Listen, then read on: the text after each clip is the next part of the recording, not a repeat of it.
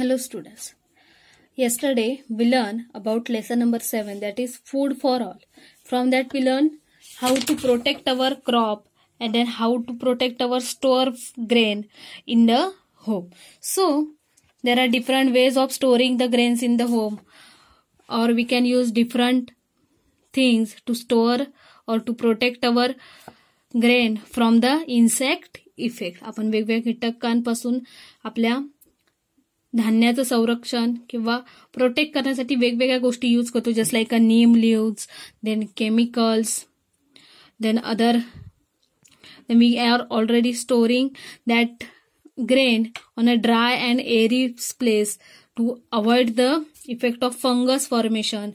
So all these are the different ways to store the grain at home, as well as how to protect the crops by using insecticide and pesticides. Now we are looking food storage and conservation of environment. Just like a human, जसा माणूस आपल्या यूजसाठी अन्न साठवून ठेवतो घरामध्ये, तसंच एन्व्हायरमेंटमध्ये असे अनेक ॲनिमल्स आहेत, प्लांट्स आहेत, ते स्वतःचं अन्न काय करतात, स्टोअर करून ठेवतात. So now we are getting information about the other environmental things, living organism that stores the food. Like humans, other living things also store the food. जसं मानव स्वतःच्या गरजा पूर्ण करण्यासाठी अन्न स्टोअर करून ठेवतो, just like that other living organism also store the food. Each of them has a different way of doing it.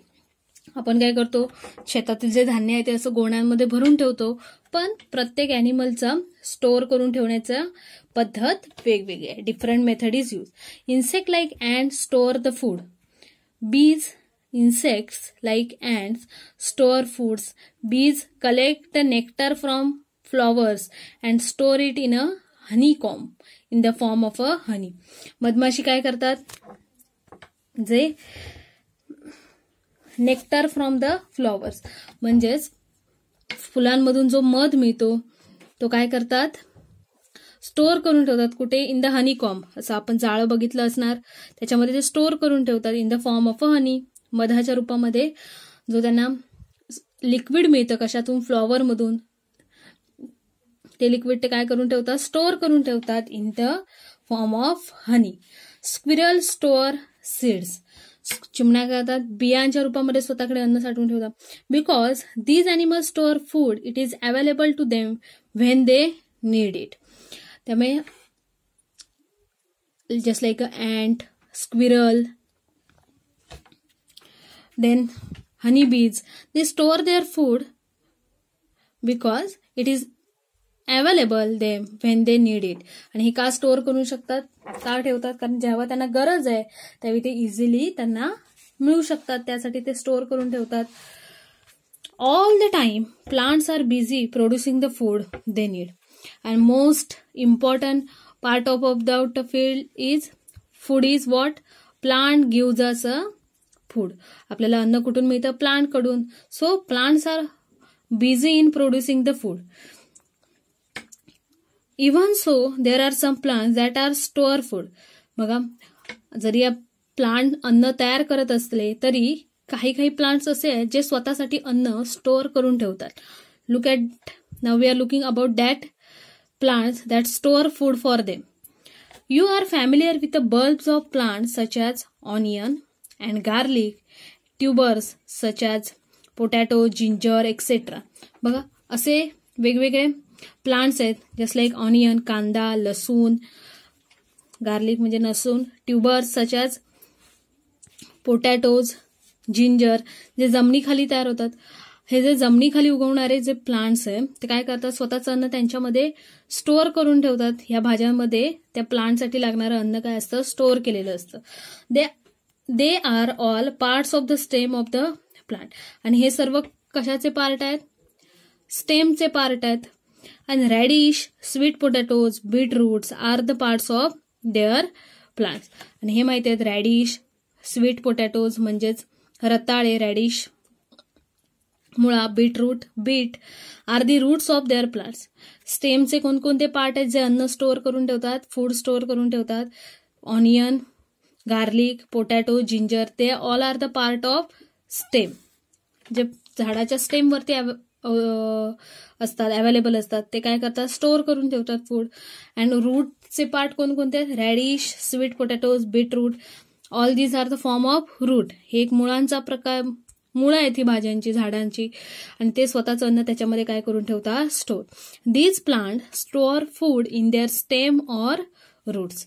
काय करतात, जे स्टेमचे पार्ट आहेत ते स्वतःचं अन्न कुठे स्टोअर करून ठेवतात, स्टेममध्ये, आणि जे रूटचे पार्ट आहेत ते कशामध्ये स्टोअर करून ठेवतात, रूटमध्ये. We to store food in our home according to our needs.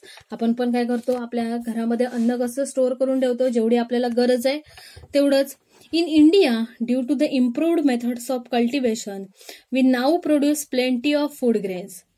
The production exceeds the demand, and this surplus food grains is stored in huge warehouses. काय सांगितले सध्या, in India due to improved methods of cultivation, म्हणजे आपण जे शेती करतो किंवा पीक उत्पादन घेतो त्याच्यामध्ये आता खूप सारे इम्प्रूव्हमेंट आली आहे because of the science, and with the help of that different methods now we produce plenty of fruit grains. त्यामुळे आपण बघा वेगवेगळ्या सीझनला खूप सारे पीक घेऊ शकतो, धान्य पिकवू शकतो. So the production exceeds the demand. काय झालं, हे प्रोडक्शन कशामुळे वाढलंय, कारण त्या फूडची डिमांड मार्केटमध्ये वाढली आहे बिकॉज ऑफ द पॉप्युलेशन. कारण बघा लोकसंख्या जशी वाढते, population get increases, the demand of a food grain increases, and therefore production get increase. The surplus food grain is stored in huge warehouses. त्यामुळे असं मोठ्या प्रमाणावर धान्य मोठमोठ्या गोडाऊनमध्ये स्टोअर करून ठेवतात. Sometimes production is affected by a disaster such as floods, drought, a cyclone or hailstorm. पण काय वेळी काय होतं, ह्या प्रोडक्शन म्हणजे आपण जे पीक उत्पादन शेती करत असतो त्याच्यावरती नॅचरल डिझास्टरचा इफेक्ट होतो. What are the such as natural disasters, कोणकोणते, flood, drought, a cyclone or hailstorm, म्हणजेच पूर आला, त्याच्यानंतर खूप सारा पाऊस पडला, वादळ झालं किंवा गारांचा पाऊस पडला, तर ह्या सगळ्या गोष्टींमुळे, नॅचरल डिझास्टरमुळे काय होऊ शकतं, आपली शेती खराब होते. Agriculture get affected by this natural disaster. At such times the stored surplus grains can be use for the people. त्यामुळे काय होतं, जे आपण मोठमोठ्या गोडाऊनमध्ये धान्य स्टोअर करून ठेवले ते धान्य काय केलं जातं, लोकांना यूजसाठी दिलं जातं. It can also be use for people displace due to disaster like an earthquake. जर एखाद्या भागामध्ये भूकंप झाला असेल तर काय करतात, त्या भागामध्ये राहणाऱ्या लोकांना दुसऱ्या जागी शिफ्ट करतात. मग अशा लोकांना सुद्धा हे जे फूड ग्रेन आहे जे आपण स्टोअर करून ठेवतो गोडाऊनमध्ये ते काय केलं जातं, गव्हर्नमेंट थ्रू यूज करायला दिलं जातं. So in this way we can provide a food grain, store food to the people in the condition of a natural disaster और in condition of a earthquake, displacement. अशा सगळ्या कठीण परिस्थितीमध्ये काय केलं जातं, हे स्टोअर केलेलं food. Now currently example of a corona virus. So look at the government providing a free food grains like a rice and wheat to the people be in this situation. बघा आता पण कोरोनाच्या याच्यामध्ये काय केलंय, government काय करतंय, लोकांना फ्री राईस, तांदूळ आणि व्हीट, गहू प्रोव्हाइड करतंय. जे काय केलं होतं, ऑलरेडी स्टोअर करून ठेवलेलं होतं मोठमोठ्या गोडाऊनमध्ये. Now in this such a condition, such a store food can get easily available for the use. So in this way food storage and conservation of environment. त्यामुळेच आपण आपल्या हे एन्व्हायरमेंटमध्ये वेगवेगळे प्लांटचे पार्ट आहेत जे काय करतात, स्वतःचं फूड स्टोअर करून ठेवतात.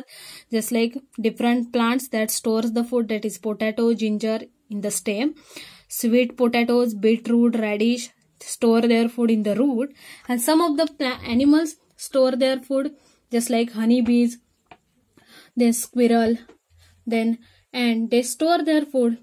So in this way we can use a store food for in the situation while there is a disaster or there are certain conditions like an earthquake. So in this situation we can use this stored food. Thank you.